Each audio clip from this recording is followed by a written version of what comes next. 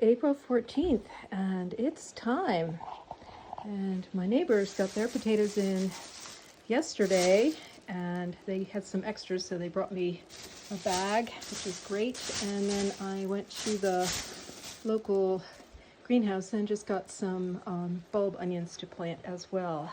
Come on outside and I'll show you what's going on. This plant right here is called Dead Nettle.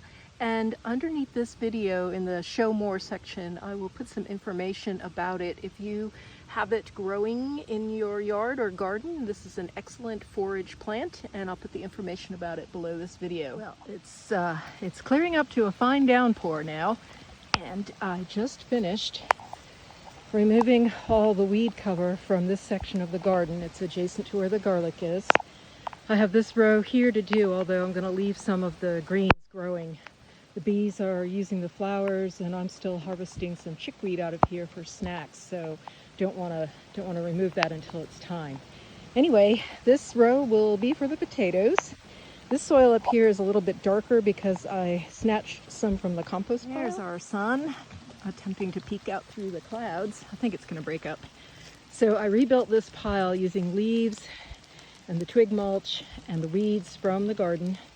And here's the compost pile from last year, y'all. It really sunk down, and I was able to harvest some good compost from the bottom. And I'll be using the rest of this to cover the potatoes for the first hilling once they emerge. And it's going to be time for me to replace the cording on this trellis, so I'll be able to use it this year. It's gone. And I am a mess.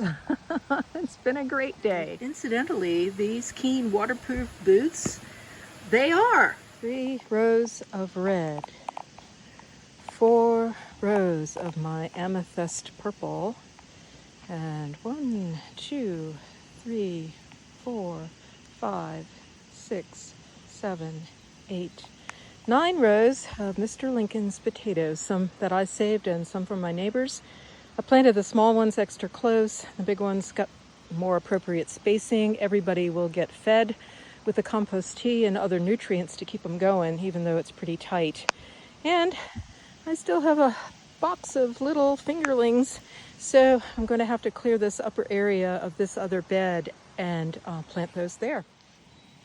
Okay, not everybody snuggled in, firmed up, and since I did not have that many fingerlings left, I chose to just put 3 rows in here at the top of this garlic bed, and I went ahead and fluffed the leaves up and put down the seaweed stuff that I talked about in that other video when I was doing the compost tea. So yeah, I think that's all I can do for today. I'm about knackered. So see you in the next video. Thanks for coming in the garden with me today.